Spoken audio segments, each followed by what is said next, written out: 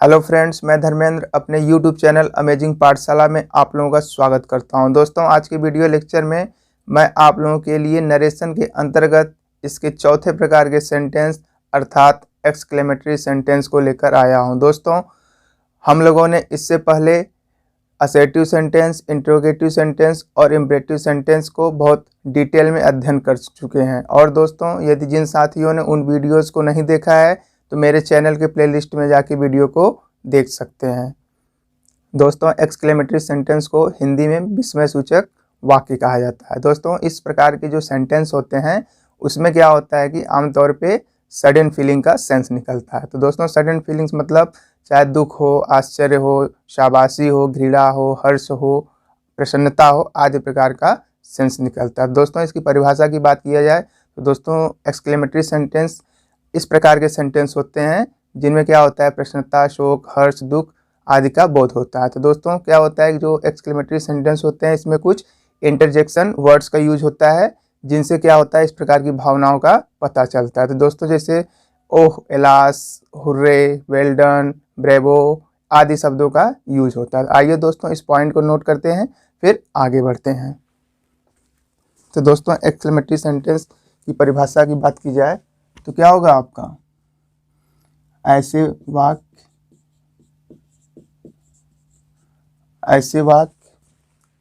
जो प्रसन्नता, दुख, हर्ष, विषाद, आश्चर्य, शाबाशी, ठीक है दोस्तों, शाबाशी, घृणा आदि का भाव प्रकट करते हैं, उसे एक्सक्लामेटरी, ठीक है दोस्तों, उसे एक्सक्लामेटरी सेंटेंस कहा जाता है।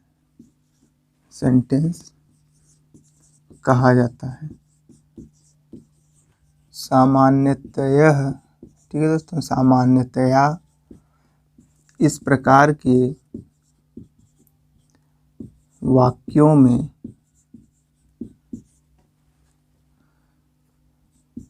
हुर्रे, ठीक है दोस्तों, ये वर्ड है, इसे कह सकते हैं जॉय का सेंस निकलता है। हुर्रे, आह, एलास,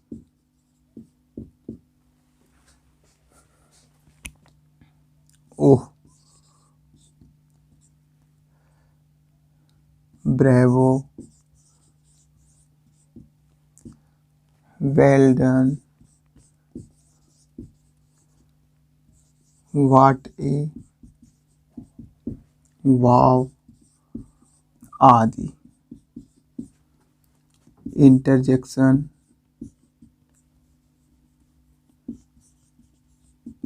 आदि इंटरजेक्शंस शब्दों का या वर्डों का यूज होता है, प्रयोग किया जाता है। ठीक है दोस्तों, आइए इसको एक बार पुनः देख लेते हैं। तो दोस्तों, जो एक्सक्लेमेटरी सेंटेंस होता है उसमें क्या होता है दोस्तों, जो मनुष्य की सडन फीलिंग होती है दोस्तों, ऐसी फीलिंग जो क्या होती है, एकाएक उत्पन्न होती है। इसको बताने की आवश्यकता नहीं होती दोस्तों। मनुष्य के सामने जैसी स्थितियां होती हैं, चाहे वो दुख का विषय हो, हर्ष का हो, परामर्श का हो या आश्चर्य का हो, तो वो चीज़ क्या होता है, वो ऑटोमेटिक निकल के आती है, उसको बताने की आवश्यकता नहीं होती। तो दोस्तों, जो एक्सक्लेमेटरी सेंटेंस होता है उसमें प्रसन्नता, दुख, हर्ष, विषाद, आश्चर्य, शाबाशी, घृणा आदि का भाव प्रकट होता है या फिर निकलता है। ठीक है दोस्तों, तो उसे क्या कहा जाता है, एक्सक्लेमेटरी सेंटेंस कहा जाता है। और सामान्यतः दोस्तों, जो आपका एक्सक्लेमेटरी सेंटेंस होता है उसमें जो आपका रिपोर्टेड स्पीच होता है उसमें कुछ इंटरजेक्शन वर्ड का यूज होता है। ठीक है दोस्तों, जैसे आपका हुर्रे, हुर्रे से मतलब जैसे दोस्तों जब कोई चीज़ मतलब प्रसन्नता का विषय होता है तो हम क्या करते हैं, हुर्रे का यूज़ करते, जैसे कोई मैच हो रहा हो या जब उस व्यक्ति कोई जीत जाता है तो उस सेंस में हुर्रे वगैरह बोलता है, तो उससे क्या होता है, जॉय का सेंस निकलता है। फिर आह, एलास, ओह, ये जो तीनों वर्ड है दोस्तों, आह, एलास, ओ, ये क्या है, एक प्रकार कर सकते हैं कि दुख को व्यक्त करने वाले अर्थात शौर्य को प्रकट करने वाले शब्द हैं। और वहीं पर दोस्तों ब्रेवो, वेल डन, एक प्रकार का क्या है, शाबाशी देने वाले हैं या फिर प्रशंसा करने वाले शब्द हैं। ठीक है दोस्तों। और उसके बाद व्हाट ए, वाव, ये शब्द क्या है, इससे आमतौर पर आश्चर्य का बोध होता है। जब हम किसी चीज़ को देखते हैं या उसकी खूबियों को देखते हैं, जब उससे हम आकर्षित होते हैं तो हम कहते हैं व्हाट ए, वाव आदि शब्दों का यूज करते हैं। ठीक है दोस्तों। तो आइए इस प्रकार के सेंटेंस को इनडायरेक्ट स्पीच में कैसे बदला जाता है उसको पॉइंट वाइज देखते हैं और उसका अच्छे से अध्ययन करते हैं। तो पॉइंट, हम लोगों का अगला पॉइंट रहेगा दोस्तों, एक्सक्लामेटरी सेंटेंस को इनडायरेक्ट स्पीच में बदलने के नियम। ठीक है दोस्तों, बदलने के नियम। दोस्तों अब हम देखेंगे कि एक्सक्लेमेटरी जो सेंटेंस होता है उसको जब हम इनडायरेक्ट स्पीच में कन्वर्ट करते हैं या उनका परिवर्तन करते हैं तो हमें किन किन नियमों का या फिर किस प्रकार के स्टेप का ध्यान देना होता है। तो आइए उसका पहला पॉइंट नोट करते हैं दोस्तों। तो इसका जो पहला पॉइंट होता है, जब हम इनडायरेक्ट स्पीच में इस प्रकार के सेंटेंस का परिवर्तन करते हैं तो इसमें जो आपका आने वाला इंटरजेक्शन वर्ड हो, चाहे हुर्रे हो, व्हाट हो, वेल डन हो या ओह, यस, जैसा भी मतलब इंटरजेक्शन वर्ड है उसको हम क्या करते हैं, हटा देते हैं। ठीक है दोस्तों। क्यों हटा देते हैं? क्योंकि दोस्तों इनकी जो रिपोर्टिंग वर्ब सेड या सेड टू होती है, भाव के अनुसार हम उसको क्या करते हैं, exclaimed with Joy, exclaimed with सारो या फिर एक्सक्लेम्ड विथ सरप्राइज आदि बदल देते हैं। क्योंकि दोस्तों जब उसका सेंस हम मतलब रिपोर्टिंग स्पीच की वर्ब से ही निकल जा रहा है तो इस प्रकार के वर्ड को दोबारा लिखने की आवश्यकता नहीं होती है। इस वजह से उसको हम क्या करते हैं, हटा देते हैं। तो आइए इस पॉइंट को नोट कर लेते हैं। पहला पॉइंट होगा दोस्तों, इनडायरेक्ट स्पीच में परिवर्तन करते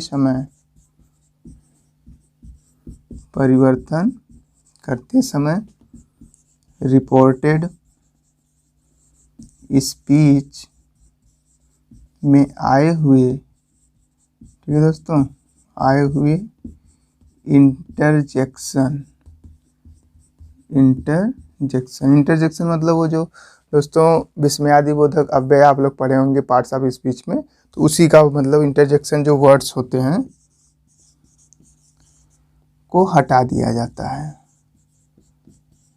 हटा दिया जाता है। ठीक है दोस्तों। उन शब्दों को जैसे आपका क्या हो गया, ओह, ब्रेवो, वेल डन, हुर्रे, आह, एलाज, इन शब्दों को क्या करेंगे, हम हटा देंगे।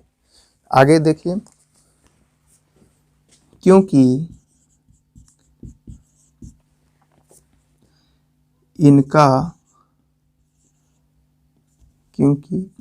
इनका भाव तो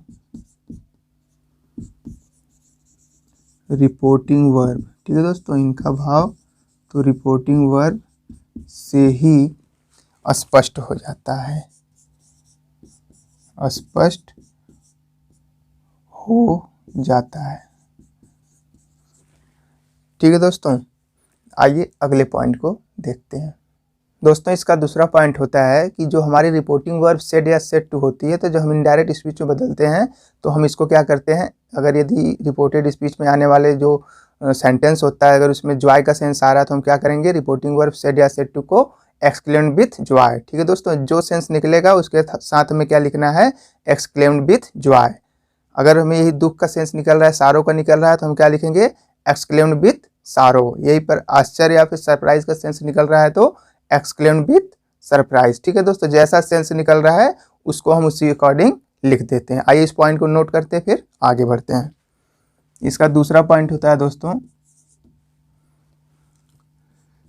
रिपोर्टिंग वर्ब शेड या सेड टू। ठीक है दोस्तों, रिपोर्टिंग वर्ब सेड या सेड टू को रिपोर्टेड स्पीच के भाव के अनुसार, भाव के अनुसार एक्सक्लेम्ड, ठीक है दोस्तों, एक्सक्लेम्ड विथ जॉय, आनंद का सेंस निकल रहा है तो दोस्तों जॉय लिखेंगे। एक्सक्लेम्ड विथ सारो, सारो मतलब दुख होता है दोस्तों। फिर एक्सक्लेम्ड विथ सरप्राइज, ठीक है दोस्तों, exclaimed with surprise, exclaimed with applause, ठीक है दोस्तों।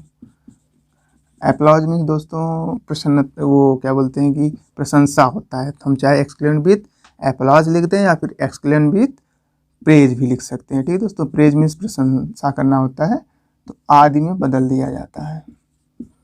जैसा सेंस निकलेगा दोस्तों उसी के अकॉर्डिंग हम क्या करते हैं, उससे पहले हम क्या लिख देंगे, एक्सक्लेम्ड विथ जॉय का सेंस निकल रहा है तो जॉय, एक्सक्लेम्ड विथ सारो का मतलब सेंस निकल रहा है तो एक्सक्लेम्ड विथ सारो को ऐसे ही लिख दिया जाता है, में बदल दिया जाता है, ठीक है दोस्तों।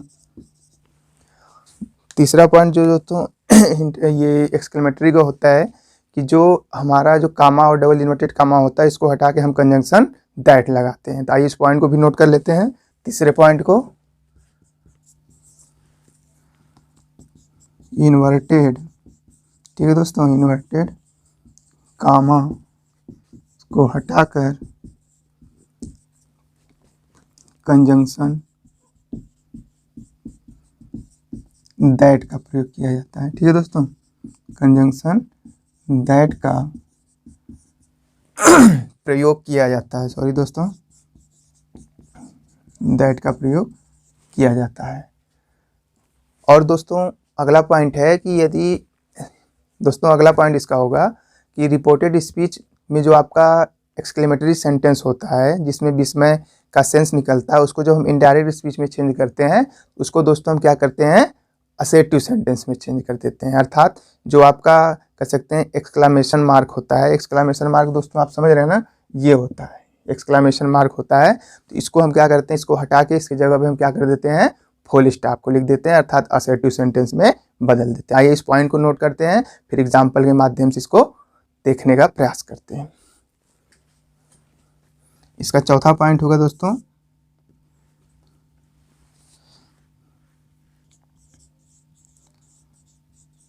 रिपोर्टेड स्पीच में आए हुए एक्सक्लेमेटरी, ठीक है दोस्तों, एक्सक्लेमेटरी सेंटेंस को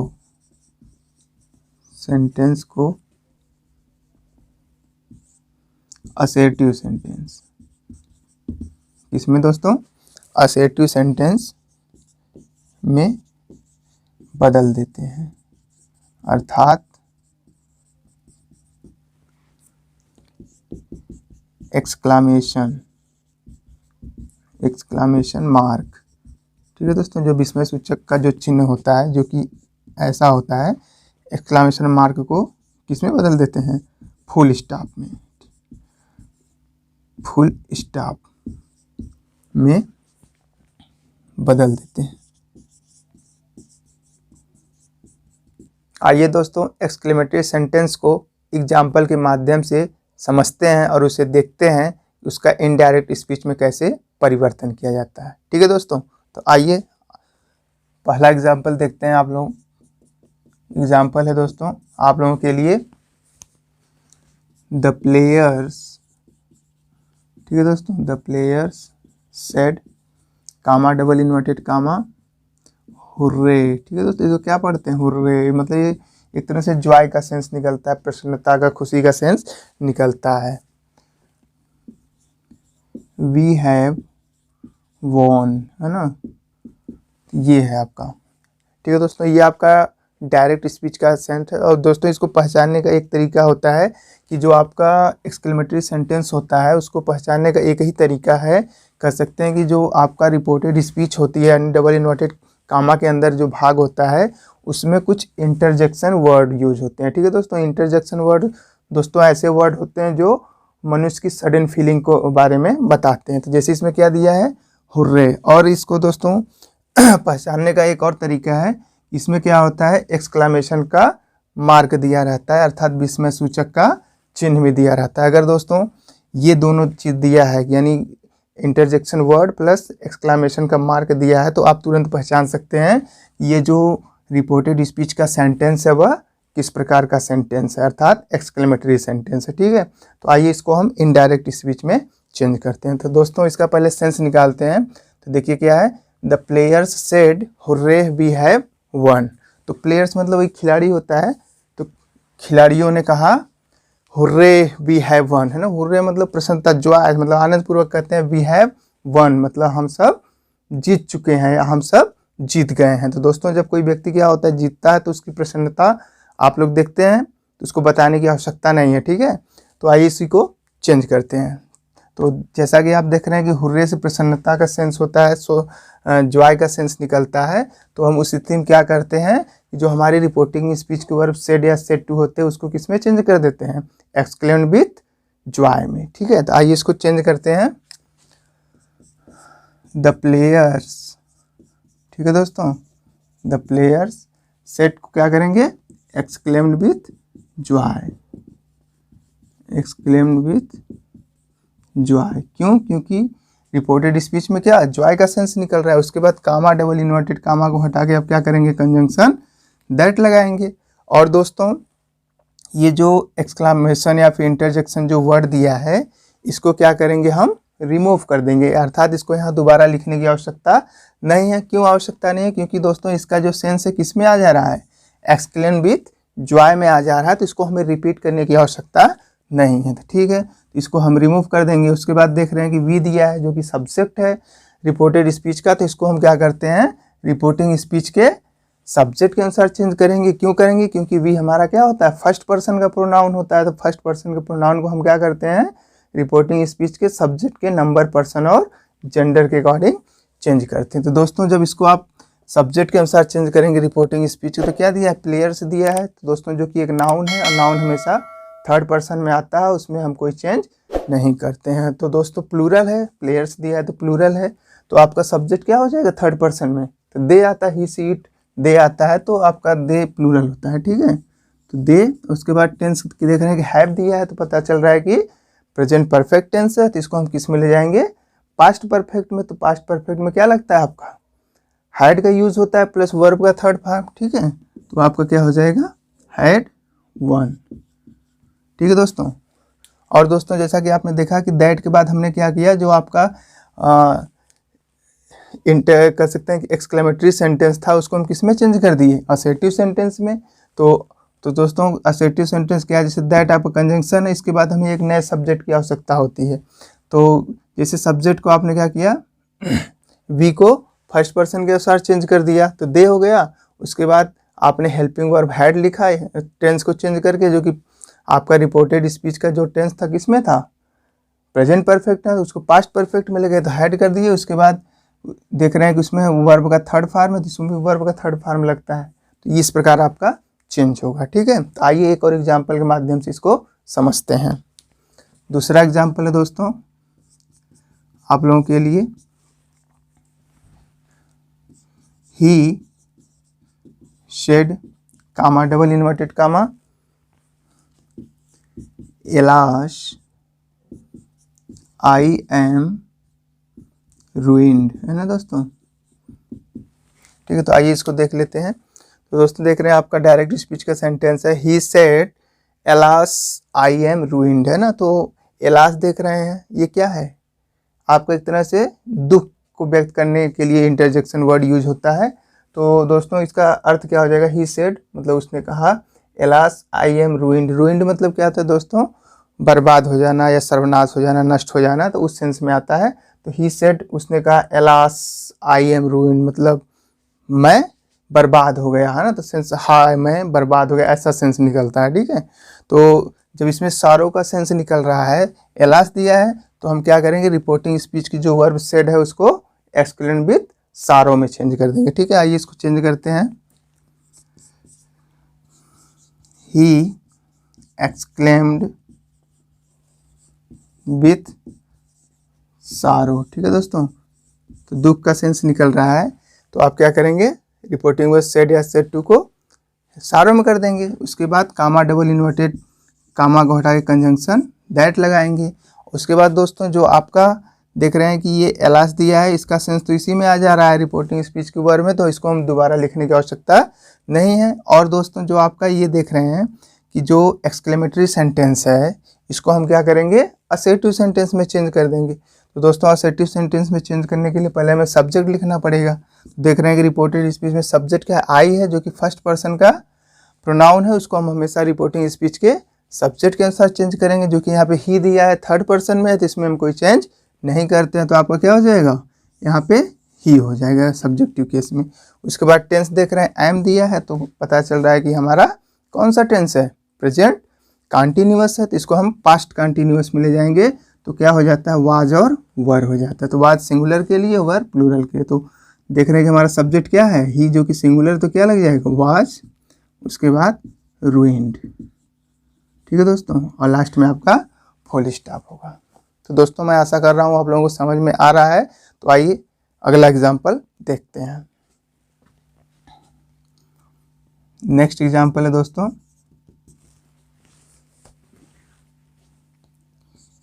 we said comma double inverted कामा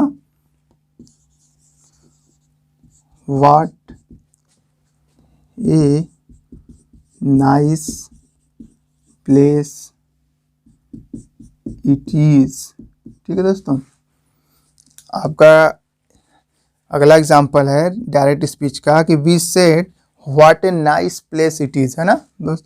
तो इसका अर्थ क्या होगा, वी सेड मतलब हम लोगों ने कहा, what a nice place it is, है ना, कहते हैं ना व्हाट ए नाइस प्लेस, मतलब कितना सुंदर स्थान है, कितना शानदार जगह है ना, ऐसा आश्चर्य हम उसमें व्यक्त करते हैं।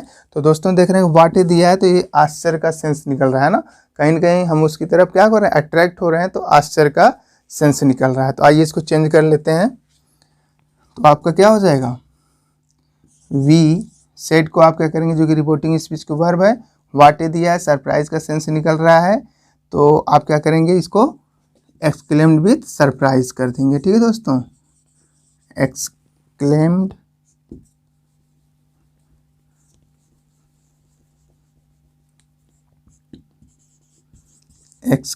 With surprise. ठीक है दोस्तों, वी एक्सक्लेम्ड विथ सरप्राइज। उसके बाद कामा डबल इन्वर्टेड कामा हटा के कंजंक्शन दैट लिखेंगे। उसके बाद व्हाट ए, जो कि एक इंटरजेक्शन वर्ड है, इसको हम क्या करेंगे, हटा देंगे। क्यों हटा देंगे, क्योंकि इसका जो सरप्राइज का सेंस है, वो क्या कर रहे हैं, हम उसको किस में लिख दिए, एक्सक्लेम्ड विथ सरप्राइज में लिख दिए, तो हम उसको रिपीट करने की आवश्यकता नहीं है। ठीक है दोस्तों, और जो आपका रिपोर्टेड स्पीच में जो दिया हुआ सेंटेंस एक्सक्लेमेटरी है, उसको हम क्या करेंगे, असर्टिव में चेंज कर देंगे। तो दोस्तों असर्टिव में चेंज करने के लिए क्या होगा, पहले सब्जेक्ट को देखना पड़ेगा। तो सब्जेक्ट इसमें क्या है, देख रहे हैं इट दिया है ना, इट क्या होता है, नॉन लिविंग के लिए यूज होता है। और दोस्तों इट क्या होता है, आपका थर्ड पर्सन का प्रोनाउन है, तो इसमें कोई चेंज करते हैं क्या, नहीं चेंज करते हैं। तो आपका क्या हो जाएगा, सब्जेक्ट इट हो जाएगा। इज दिया है, जो कि प्रेजेंट कंटिन्यूअस के लिए यूज होता है, तो इसको हम पास्ट में ले जाएंगे, तो वाज हो जाएगा। इट क्योंकि नॉन लिविंग सिंगुलर के लिए यूज होता है, तो आपका वाज हो जाएगा, इट वाज, है ना। उसके बाद ए नाइस प्लेस। ठीक है, तो आपका हो जाएगा we exclaimed with surprise that it was a nice place, है ना। तो इसका जब दोस्तों अर्थ निकालेंगे तो क्या हो जाएगा, वी एक्सक्लेम्ड। एक्सक्लेम्ड मतलब दोस्तों चीखना होता है, चिल्लाते हुए, है ना। तो वी एक्सक्लेम्ड विथ सरप्राइज मतलब हम लोगों ने चीखते हुए अर्थात चिल्लाते हुए आश्चर्य के साथ कहा, दैट की it was a nice place, मतलब यह कितना शानदार स्थान है, कितना सुंदर जगह है। ठीक है दोस्तों, तो इस प्रकार ऐसा सेंस निकलता है। तो आइए दोस्तों एक एग्जाम्पल और देखते हैं। अगला एग्जाम्पल है दोस्तों आप लोगों के लिए,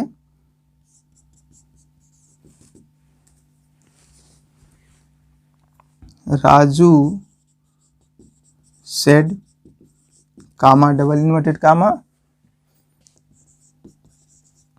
आह माई डॉग is डेड। ठीक है दोस्तों, आपके लिए अगला एग्जांपल है कि Raju said my dog is dead, है ना। तो इसका क्या सेंस होगा? राजू ने कहा मतलब ये ओ एलास ये सब क्या होता है? कहीं ना कहीं दुख के लिए यूज होता है, सौरव के लिए यूज होता है। तो क्या करेंगे? तो क्या हो जाएगा कि राजू ने कहा my dog is dead. Dead मतलब मरना होता है, तो मतलब हाय मेरा कुत्ता मर गया, ऐसा कुछ सेंस निकलेगा। ठीक है, तो आइए इसको चेंज कर लेते हैं। तो सारों का सेंस निकल रहा है, तो आप क्या करेंगे? रिपोर्टिंग स्पीच की वर्ब को इसमें चेंज कर देंगे, एक्सक्लेम्ड विथ सारों में। ठीक है, तो राजू एक्सक्लेम्ड विथ सारो। ठीक है दोस्तों, जो सेंस निकलेगा उसी को हम इसमें लिख देंगे, और जो आपका आह दिया है इसको हम क्या करेंगे? रिमूव कर देंगे, और जो कामा डबल इन्वर्टेड कामा है उसको हटा के हम कंजंक्शन दैट लगाएंगे, और रिपोर्टेड स्पीच में जो आपका एक्सक्लेमेटरी सेंटेंस इसको क्या करेंगे? असर्टिव में चेंज कर देंगे। तो असर्टिव में सेंटेंस चेंज करने के लिए क्या होता है? हमें पहले सब्जेक्ट की आवश्यकता होगी। तो क्या हो जाएगा आपका? माई दिया है जो कि फर्स्ट पर्सन का पजेसिव है, तो हम फर्स्ट पर्सन को हमेशा रिपोर्टिंग स्पीच के सब्जेक्ट के अनुसार चेंज करते हैं। जो कि क्या दिया है? राजू दिया है। राजू जो कि कह सकते हैं कि नाउन है, नाउन हमेशा थर्ड पर्सन में आता है, तो उसमें हम चेंज नहीं करते हैं। तो राजू दोस्तों मेल है, सिंगुलर है, तो राजू के लिए थर्ड पर्सन में कौन सा पर्सन यूज होगा? ही होगा। तो ही का हमें क्या लिखना है? पजेसिव लिखना है। क्यों? क्योंकि दोस्तों ये मी आपका पजेसिव, तो पजेसिव बदले पजेसिव है ना, तो क्या हो जाएगा? हिज डॉग इस दिया है तो प्रेजेंट कंटिन्यूअस है, इसको हम पास्ट कंटिन्यूअस में ले जाएंगे तो क्या हो जाएगा? वाज वर हो जाएगा। तो वाज यहाँ होगा, क्यों? क्योंकि डॉग यहाँ सिंगुलर है, और उसके बाद डेड। ठीक है दोस्तों, तो दोस्तों मैं आशा कर रहा हूँ आप लोगों को समझ में आ रहा है। तो आइए दोस्तों कुछ और एग्जाम्पल देख लेते हैं, ताकि आपकी जो भी कुछ कन्फ्यूजन रह गया है वो पूरी तरह से क्लियर हो जाए।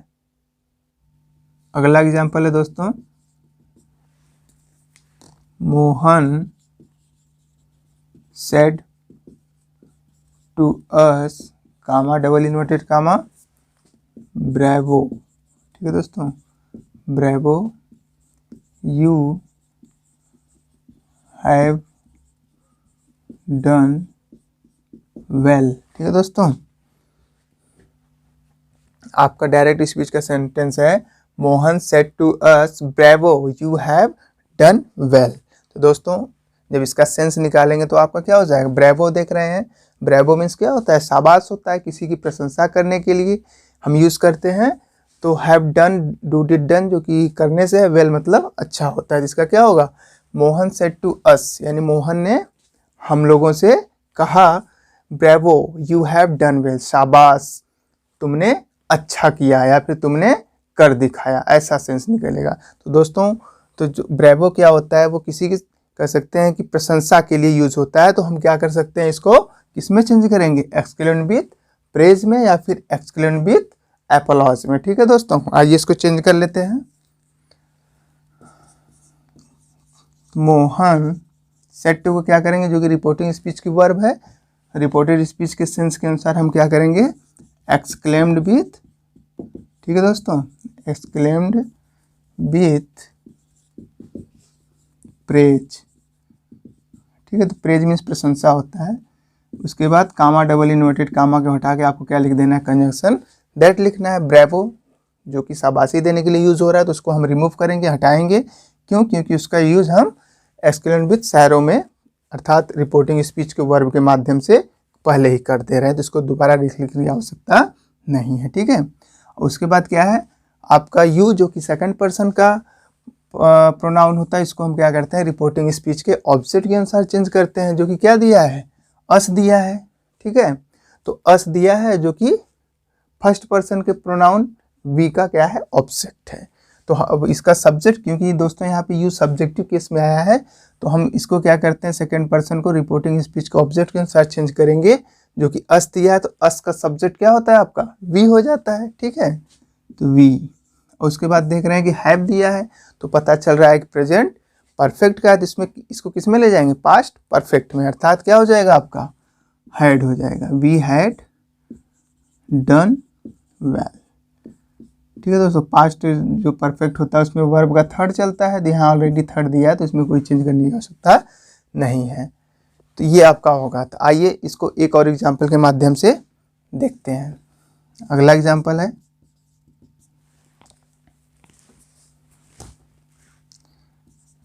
सी सेड कामा डबल इन्वर्टेड कामा